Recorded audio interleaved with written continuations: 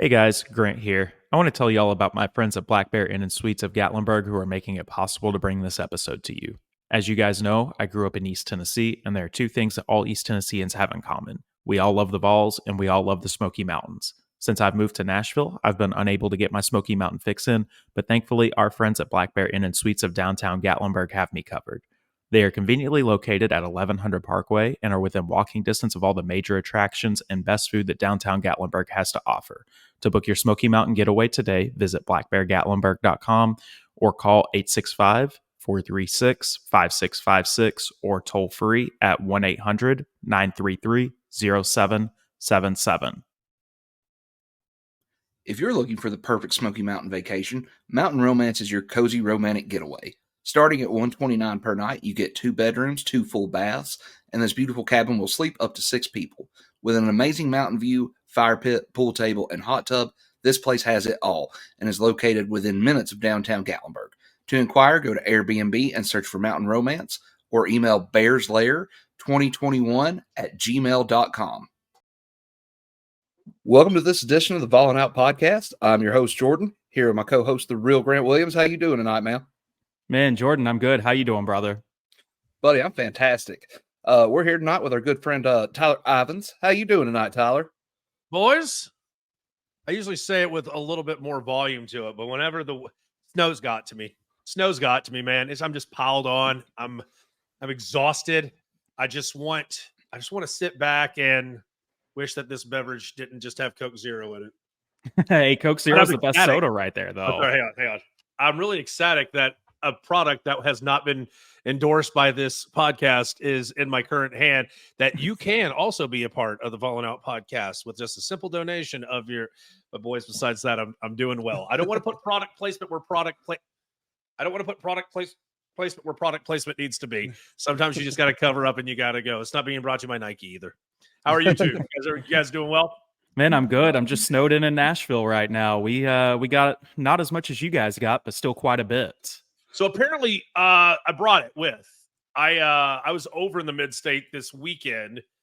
Islanders fan, gave up late win to the Preds, left early Sunday, and I'm like, yeah, they're going to get a little bit of snow, and then we'll get it on Monday morning.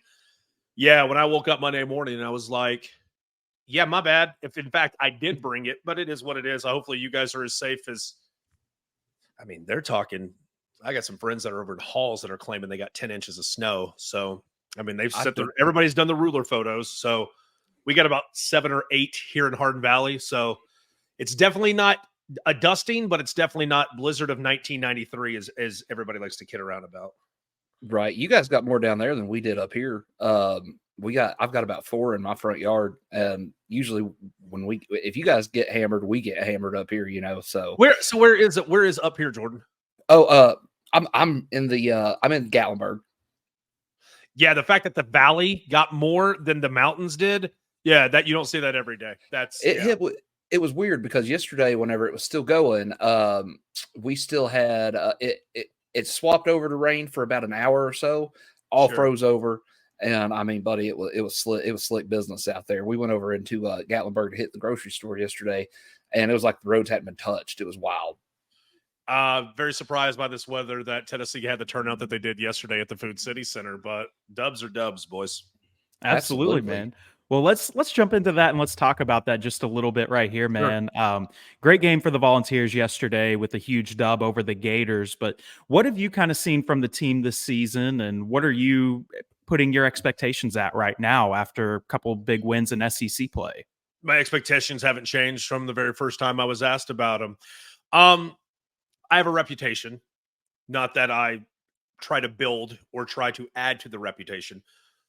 I have a reputation where some people would say I believe the title is shock jock, even though I've never once ever gone onto a microphone or stood in front of a camera and made it seem like anything that I say, I don't honestly believe. I back it up with research, do my homework.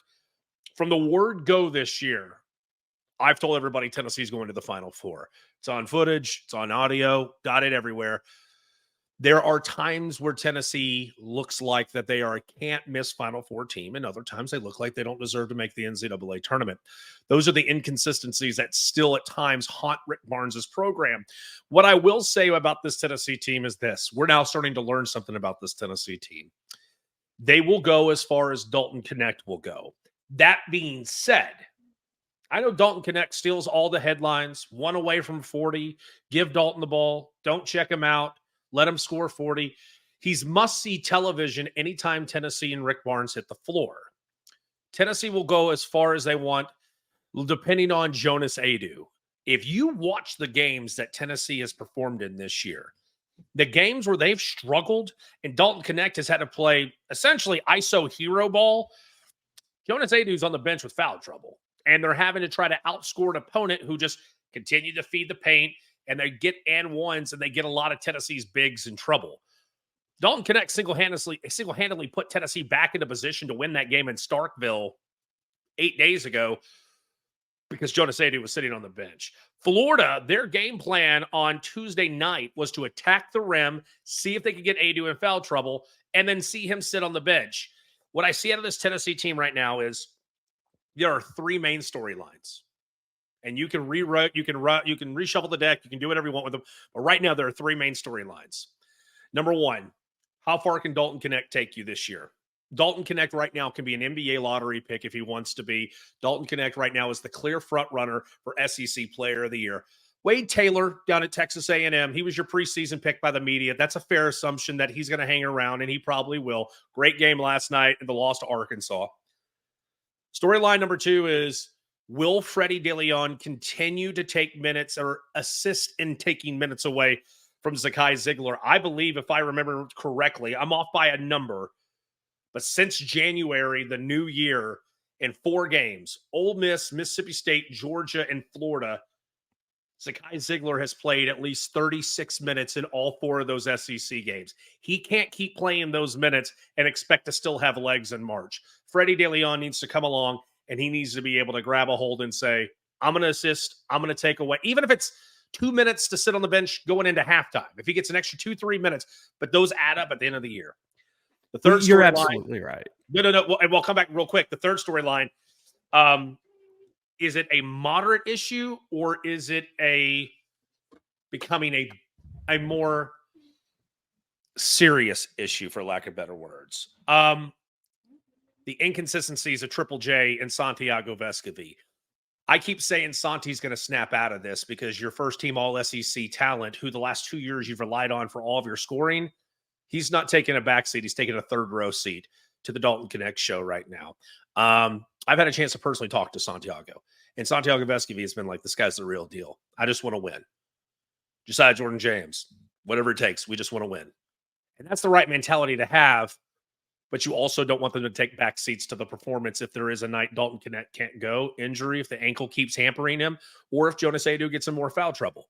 Yeah, Zakai's great and everything, but for this Tennessee team to be arguably one of the best that this program has ever been put on, the campus has ever seen, or Rick Barnes has ever had, they got to start getting consistency out of those last 2 names that I mentioned. You're absolutely right on that, man. One thing that I've noticed with this team is they go as far as Zakai is willing to take them at the end of the day. Sure, you've got Dalton Connect and Jonas Adu who are just playing out of their damn minds right now when it comes to what they're doing. But that Santiago Vescovi is one thing that I did want to touch on with you. What's your opinion with what's going on with him? Is it that he's just taken the third row seat to Dalton, or is it becoming more of a thing where he's just not really playing his hardest and doing as much as he can? Oh, it's definitely not the last part. I genuinely believe this is what this is. We're so used to seeing Santiago Vescovi play at a level that we're used to seeing for the last 2 years. But that never should have been Santiago Vescovi's game in the first place. Santiago Vescovi wasn't supposed to be this volume shooting, fill up the bucket, do or die. If he's good, Tennessee wins. If he's bad, Tennessee's not sniffing the tournament. Tennessee has had injuries. They've had inconsistencies. They've even had issues whenever Kennedy Chandlers of the world, where they'll have standout performances, but not across the level good performances. Olivier Kumwa was supposed to be one of those bright spots, but as a post-up big, he never really got the chance to really shine the most. In the years where you thought you were supposed to have big performances out of, and the name just escapes me, Brandon Hundley Hatfield, who transferred to Louisville. Some of these other players who were supposed to be big components of what you do offensively, they just no-show or they don't shine. I think that Santiago Vescovi has been asked to do a role that he's not comfortable with doing, because Santi's game is what? Hunting out high percentage shots. Go back to last year. When Tennessee needed a point guard the most after Z blew his knee out in the Arkansas senior night game, they were asking Santiago Vescovi to bring the ball up the floor. Then they asked him to dish it off to Tyreek Key, or to dish it off to whoever they had playing in the backcourt. He was then supposed to run around, set the offense, and then find a shot. How can one man possibly get all that done in a shot clock trip down their side of the floor? I mean, Santiago Vescovi, this is what needs to be talked about. You're only as good as your next game. Jordan, Grant, have you ever had anybody walk up to you and say, hey, that haircut you had 8 months ago, that looked good, man. You need to go back to that haircut 8 months ago. No. Fans today care about the performance you did last night. You're only as good as your next win, right? Right. You're only as good as your next haircut. So Santiago Vescovi, even though I know him as a guy who loves hanging out with his friends, loves doing charity work, first person in the gym, last guy to leave the gym, he only takes one shot against North Carolina. He last night with Josiah Jordan-James combined to shoot the ball 8 times. I might be off by one there. We're so used to seeing jump, shoot, jump. How many times did he come off a screen and before he even set his feet, that ball was out of his hands? I just think that we're so used to seeing Santiago Vescovi, the go offensive producer. I want to entertain your listeners and viewers to do this. Go back and look at Santi's numbers. Even in some of the games where he was, he had predominantly majority of the scoring, he was a 14-point, 18-point, 19-point per score. Go look at his shooting volume. Nobody remembers what you did when you scored 19 if you started 1 of 6 from the floor, but as long as you finished the night 8 of 13, doesn't matter because you got your 19 points, right? Santi's a get-right shooter. All we're seeing is Santi getting 4 or 5 shots a night. And if he goes 1 of 5, 0 of 4, 2 of 6, we think, God, Santi sucked tonight. Santi is a volume shooter. Get your shot right. Keep shooting until it goes in. Last night between Adu and Connect, they shot 39 of the shots. I just think the mouths too many to feed right now on Tennessee basketball. That makes sense. That makes sense. Grant and I have been kind of riding him a little bit, but that's a whole different perspective right there that honestly I've not thought of. You made a ton of great points in that. He's the type of player Santi is. He doesn't get too down on himself, but he is the type of person where the reality of it is this: you gotta take the luxuries that are Dalton Connect. And I will say this: we have the opportunity to have so many close relationships with the coaching staff and to be able to get a little bit of a peek, excuse me. Gosh, I'm having difficulties talking tonight. Peek into what's happening. I think what's really benefited this Tennessee basketball team thus far was the trip they took overseas. There are a lot of times, especially in the world of NIL, money, exchanging, cars, clothes, whatever it is. There are times, sometimes personalities will clash. Sometimes people will enter a locker room and they just don't fit. If you're asked just to show up, I think them going overseas, spending time together, mature heads in the locker room who won't let egos take advantage of how they've already been, things have been set up. I think that has been a big, big plus. And it also helps that Dalton Connect is as good as advertised. If Dalton Connect was just a 15-4 guy, 16-7 guy, and he demanded 19 shots a night, yeah, that wouldn't fly. But there are times where Dalton Connect needs help, and there's sometimes people need to play Robin. I think right now Tennessee's got a good flow, but we're the type of fan base where we say, okay, that's great and that's great, but let's make sure we have plan C, D, and E taken care of. Because just when you think it's all ready to go, boys, nobody can stop Tennessee. Nobody can slow them down. You show up to the baseball park without your cup on and take one right to the monkey. So yes, that's sir. Well, you're right on that, man. And one other thing, too, on this, do you start to expect Santiago Vescovi to lose more minutes to a guy like Freddie Dilion or Jordan Gainey? Because his minutes were cut down massively last night. Do I expect it to happen? I think the best way to get through to a player who is in a slump is to say, we'll give you time to work through the slump till we look like we need to come in to help assist you with that. Jordan Gainey, keep getting confused with that. Jordan Gainey is a perfect example of a guy who you might want to swap out minutes for to get you the kick in the right direction. I want to say no, he's not going to do that. But Rick Barnes has already shown signs of wanting to change and learn from some of the mistakes that he's made in the past. I think if Jordan Gainey continues to provide the minutes that he does, and they're the productive minutes, I think that there's an opportunity that awaits not only a player like Jordan Gainey, but I also could say the same thing about Josiah Jordan-James with Jemai Meshack as well. Now, the more we keep talking about this, does Santiago Vescovi kind of get the grandfather, you've been a great soldier the last 4 to 5 years, we'd never do that to you? Maybe. But I think Rick's in the type of position now where he he sees how old he is. Tom Izzo just came out with a statement the other day that said, you know what? I'm not retiring at the end of 2024, but the way Nick Saban retired, that's probably how I'm going to go out. Just one random day, I'm going to show up and go, okay. Yeah, I'm done. Rick Barnes isn't that far off on the age of Tom Izzo. And what I'm getting at, boys, is Father Time is undefeated. How many more years does Rick Barnes have in him? How many more times will he have a quality team like this? And how many more chances can he be in a conference when there are other teams in this conference who are usually big problems standing in his way, Arkansas, and he can go ahead and say, I got Kentucky talent, I got Alabama talent, I got other team conference talent. I don't care what anybody says. I watched that man go up against Purdue. That's a crappy foul call away from beating Purdue in a sloppy matchup. Kansas, learning moment. North Carolina, learning moment. Rick Barnes has put his team against some of the best talent this year, and he knows he can go toe-to-toe with them. You want to adjust on the fly in 2 years when you don't have another chance? You want to do it in a year where you know you might have a prime team that can get this program to the first ever Final Four. Doesn't take a betting man to guess what he's probably going to do. Right. You can pick up on it this year. Grant and I have talked about it too. It's like, he knows he knows what he's got, and he's trying to make the most of it. Sure. And he's doing it every game. I mean, you see him crawling the ref.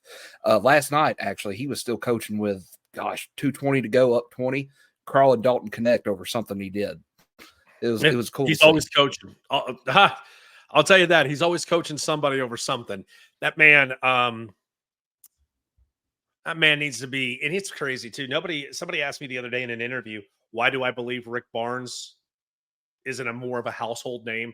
Why do I believe anytime people start talking about Mount Rushmore's current coaches or some of the best college basketball coaches today, people just seem to always skim over Rick Barnes?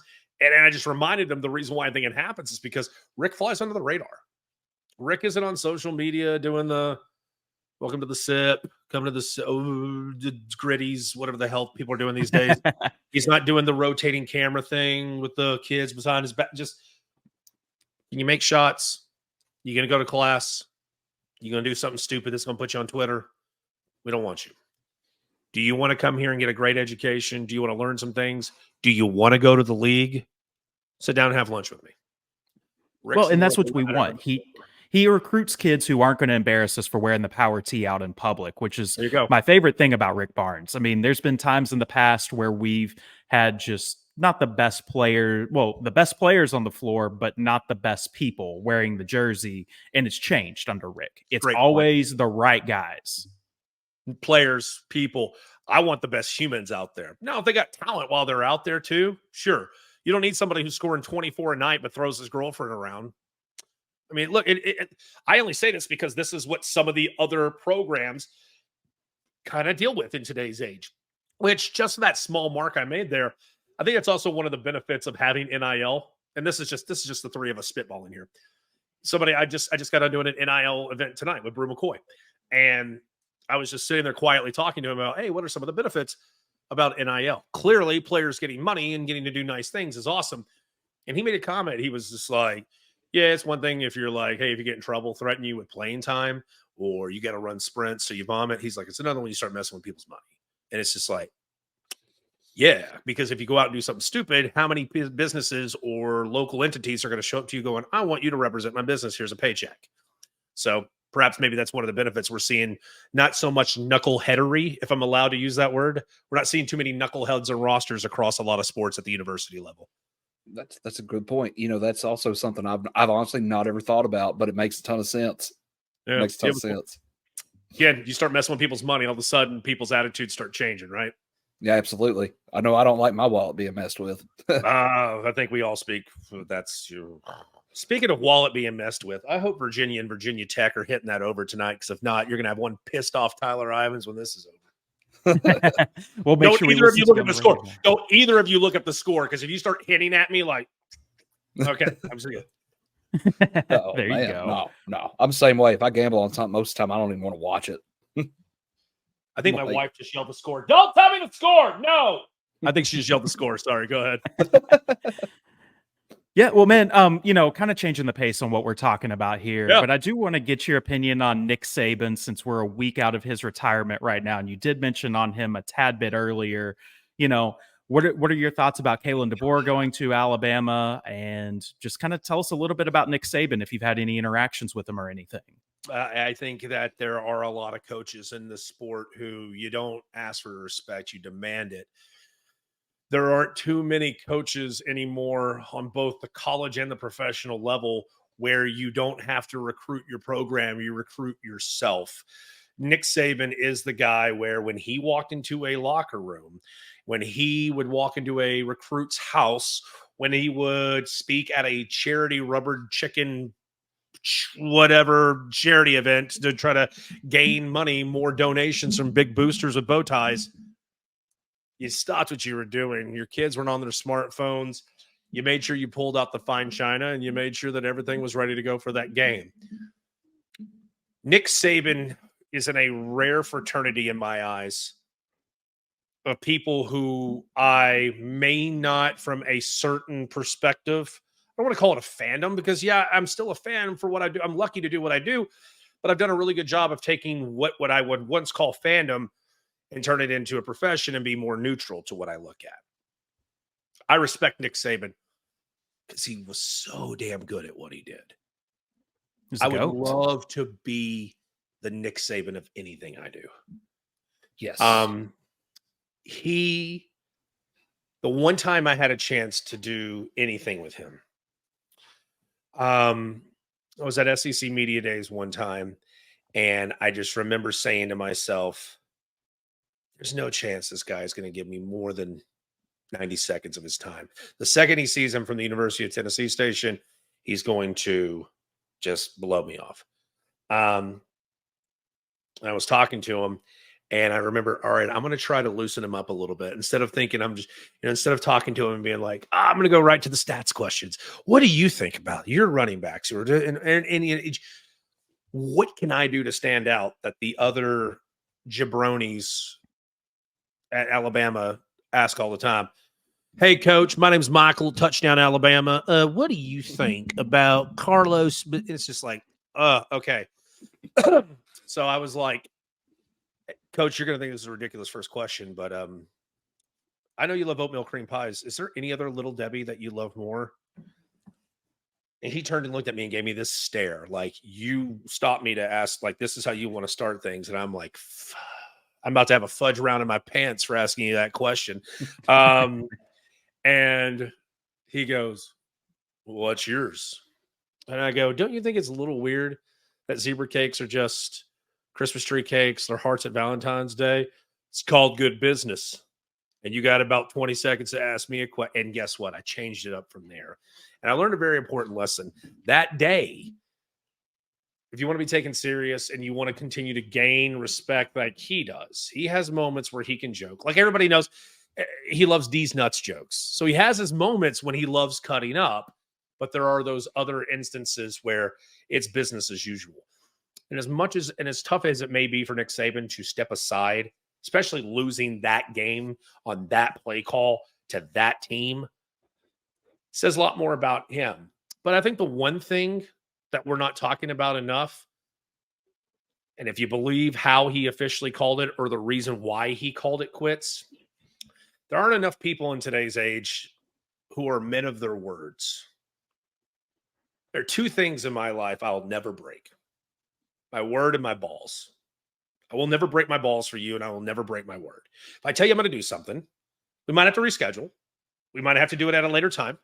We might have to do something else at a different date. But I'll never break my word to you. And if Nick Saban did, in fact, turn to his wife at a point in time and say, the next couple of years, 10 years, 15, 20 years, Terry, I'm going to be a football coach and bust my rear end to make sure that my family, 2nd, 5th, 12th, 9th, however many generations, never has to work. Let me do what I want, when I want, win as much as I want, when I want. But the day you think that I need to hang it up and I need to be done, you tell me, I will do it there. And if, in fact, Miss Terry came to him and said, good on him. Good on him. It says a lot about Nick Saban, even if we choose not to like him, because it looks like a mullet and Rammer Jammer beat the hell out of you. The song's about Tennessee, all this. Okay, no, I have to do it. As a man with a mullet, I do not take offense to that. Nor should you. Nor should you. It takes confidence to pull off a mullet. I've always Something said I it couldn't before. do. I clearly The don't mullet's have power. I clearly don't have confidence. Yeah. Hey, I don't either. I mean, you can see mine right here. Dude, I go through TSA. Can you take your hat off? You're in the back of the plane. This man clearly has no confidence. Yeah, there you go. Man, have you seen, though, the turnover from since he's left? Just guys that are either going to the draft or hitting the portal. I seen a thing today on Twitter, man. Like half of the depth chart is in the portal or heading to the NFL. So let's go ahead and break that down for what that might be. Half of those guys are seriously like, you're not Nick Saban, I'm gone. The other part of that roster is probably like, I don't care where I go, but I'm going to threaten to leave so you'll pay me more money. It's that cat and mouse game. But what it is, Jordan, is a reality check of life after Nick Saban. Yes. Alabama can walk into a restaurant that's got a 2-hour wait and go, oh, please, Alabama, everybody get out of the way. Alabama's coming in here, the best seat in the house. Kalen DeBoer, you might get the comfy chair at the big house that's happening there in Tuscaloosa, but that don't mean you get service like you're the guy who the king was that led the big house with all the elephants. Kalen DeBoer is an excellent hire. Kalen DeBoer was an excellent hire for what Alabama needs to do. He's going to give Tennessee problems. Maybe it's a good thing Tennessee's probably not going to see them on an annual basis anymore beginning in 2025, allegedly. I think immediately Kalen DeBoer comes in, and he's not Kirby. He might be Brian Kelly, and I don't mean by like how he calls the game. I'm talking of tiers of talent of what the coaches look like. Like, can we all agree football's over? Can we all agree that Oklahoma and Texas is now in the conference? I hate having conversations where people are like, "Well, it's not July yet. Screw off." It's okay. It's okay. If the They've schedule been in came SEC out, school for a year. Yeah, exactly. If the schedule came out and I know September 21, Tennessee's going to Norman, I'm going to call them SEC. So kiss off. Kirby, Brian Kelly, Kalen DeBoer. Kirby, Brian Kelly, Kalen DeBoer, Josh Heupel, Sarkisian, Lane, and then we start having the other conversations. Hey, I love hearing Josh Heupel's name in on all that right there. And that's not me carrying water. I think next level after that is Hugh, Stoops. No, God, no. I'm not. I know who you're about to say, but don't say it. Not Shane. I'm not Shane Beamer in that yet, and I don't. Elko's not even holding a candle right now. I think Drink has. Okay. Yeah, that's all I got right now. We're standing on business. Yeah, I bet you are.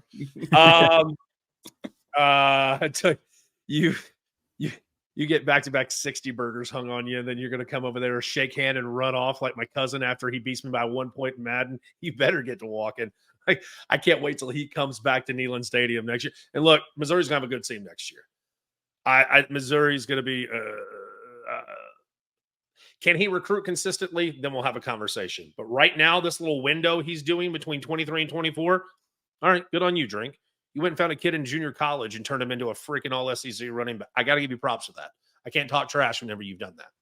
Well, the guy can coach ball at the end of the day, and he's Hell done yeah, a he hell of can. a job in Como. I mean, Hell yeah, he better can. than anybody else has done. Hell yeah, he can. Again, Yeah. I just don't. And I'll tell you, he's a hell of an interview too. He's one of the most personable coaches in the world. He just kind of looks like a dork when he does it. That's all I'm gonna say. That is what he looks like. Well, man, I want to kind of close out the show today with us playing some Start Bench Cut with you. I'm such a big fan of what you do. This has been one of my favorite segments you've had on your show. Start, bench, cut. I love it. All right. I'm going to let Jordan take some first right here.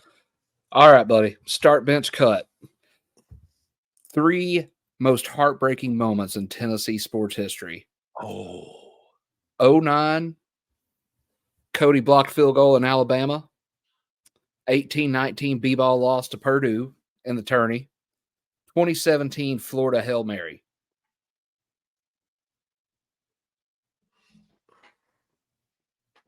Start Tyree Cleveland getting behind Bob Shoop. That you can't let that happen.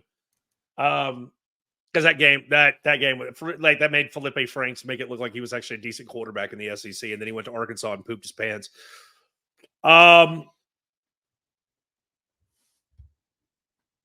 Yeah, you start. Here's the thing. You can't call it, and it was the first year of that new rule about letting the shooter land. You may not like it, but like if we're playing by the rules, rules are rules. Start Tyree Cleveland, Felipe Franks. I'll bench Terrence Cody. Should at least got a flag because he threw his helmet off. And I'll cut Lamonte Turner in that whatever the hell you want to call that at the KFC Yum Center. Yeah. That one broke my heart right there with Lamonte on that. Just being such a big basketball guy. That's my favorite thing. And Here's man, that hurt. I don't know if Tennessee can beat Virginia 2 days later. That Virginia team went on to win the Natty, who Purdue lost to. That Virginia team had just lost the year prior to UMBC. They were on the Cinderella Disney story to get there. So I'm going to be completely frank. I'm more chapped over the FAU loss and the Sister Jean Loyola loss than I am the Louisville loss. It was just how they lost. Yeah, it was how you lost on a call, right? Yeah, you never want to have an official dictate a game, but sometimes that's the way the seesaws bounce back and forth. Yeah. Well, I've got one for you, man. And I asked this to Jordan in a previous episode, but I want to get your opinion on this. Dumbest moment in Tennessee sports history. And this encases stuff off of the field. But Jansen Jackson going to pilot with the BB gun, Pruitt giving out McDonald's bags full of cash, or Tyler Smith, Brian Williams, Cam Tatum, and Melvin's Goins going around with guns and weed in the car on New Year's Day. Start the quad in the start the quad with the weed and what Tyler Smith and all of them did. Tyler Smith, one hell of a tipper, by the way. I used to bartend on the Strip. What's up, Tyler? Oh. He looked at me. We have the same names. I said, I don't know. Is your name Tyler? I'm Tyler Smith. Hey, what's up? I'm Tyler Ivens. Guy loves vodka cranberry. Okay. Start him. It was dumb, but hell of a tipper. Anything with like weapons is just dumb. So bench Jancic with his BB gun, and I'm going to cut Pruitt with the fast food bags. I understand that. The only reason why I would cut the quad with the guns and the weed is just because Tennessee beat Kansas. I think it was 8 or 9 days after that, whenever Kansas was number 1. Yeah, but it's just like you just doing that in the first place. Oh, it's stupid. It just come on. Like all over a cheeseburger. Yeah, do you need to do that? You know what I'm saying? And to your point, all of a cheeseburger. You know what I mean? So to me, it's like, dude, look at all this oceanfront property I own. Yeah, but you've got a backed up line that you have to have somebody come in with, and get it out, clean your pipes out. Beautiful property, but it's on a graveyard. Like, it's just some of those things that just like one equals the other, but they all have to equal something. Here's my problem. Those first two you all asked, I don't think there's a wrong answer because you guys dug and found the prime cut of that beef and that cow. So very nicely done. Thank you. Thank you, sir. Jordan, I know you prepped one other one. What do you got for us? All right, buddy. Coach to bring a championship to Knoxville first. Start, bench, cut. Coach Barnes, Coach Hype, or Tony V? So good. Start Rick Barnes because I already said they're going to the Final Four this year. And once you get to Phoenix, all bets are off.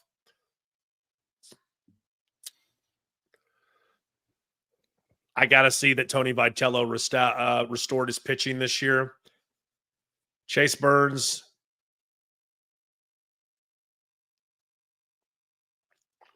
Dolander. It's tough losing those two right there. Yeah, God, you just got two flamethrowers with nasty breaking stuff that can just make any slugger just look foolish up there. I love Tony V too. But I think he'd even tell you he needs more pitching right now. I'll start Barnes. I'll bench Heupel. I'll cut V. I think that's the right order. Here's what sucks. I would agree with that. They just yeah. What if I asked you right now, as of right now, which team are you more confident that they'll get into a position more to win a championship? Should be Tony V, because they just every year they just go on a run that makes you think they can run through anybody. But closing the gap and finishing the story, that's a whole nother question.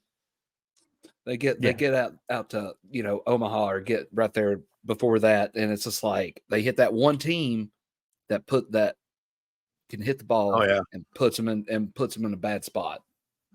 Yeah. Well, I've prepared one more for you, Tyler, and then I'm going to let you run because I know we're coming up right on the end over here. But I want to know who the greatest coach in Tennessee basketball history is. Rick Barnes, Bruce Pearl, or Ray Mears?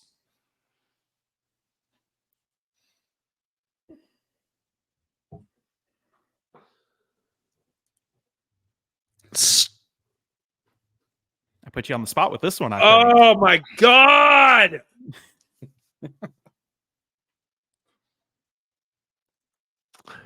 Can you give it to me in the form of a question? No. Can you use it? Can you I can't believe I'm going to do this. Yeah. Use it in a sentence. Start Ray Mears, bench Rick Barnes, cut Bruce Pearl. Oh, man. That's flaming hot right there. I'm going to start Rick and bench Bruce and cut Ray Mears just in the order I gave it to you. It's my age, though. That's so good. No, it's so good. Yeah, that's God, Grant. That's a good one, dude. There's really not a wrong order for that. Exactly. There's not a wrong order. I feel like I'm killing so much of your time here because I'm trying to go back and check my work before I turn it into the teacher. There's not a wrong order. Yeah. All right. No. Let me throw one at you real quick. Okay. And it's not sports related, so just stay with me on this. Before I ask you this question, just answer real quick. Yes or no? Is a salad bar a buffet? Yes. No. Why? No. Why not? Well, it's you go and you pick the stuff you want from the salad bar. Yeah, it's self-serving. It's a buffet. If I'm going to a buffet, buddy, I'm going to bust that sucker. I'm not filling up on salad. But would you consider the salad bar a buffet? It depends on what's on there. Okay, fair. Here it is.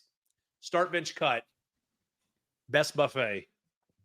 Pizza buffet, Chinese buffet, breakfast buffet.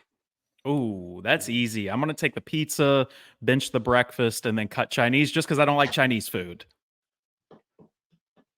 Oh, you know what? I'm gonna go with. I'm gonna start the Chinese, bench the pizza, cut breakfast. That's tough though. That's tough because I love some bacon. I'm gonna start breakfast. I'm gonna bench Chinese. I'm gonna cut pizza. So we all had completely different answers. Completely different ones. Those are the good ones. The ones that you have the different. Boys, I appreciate you guys doing. If there's never a time that, like right now, I have to run and do something for Iowa, because I told one of my dumb friends, you can get me for 30 minutes, but it has to be. I made sure to do you guys first because I like talking Tennessee more than whatever Jack Pony show he's running up in Des Moines. So I'm going to hop off here and do my thing with him.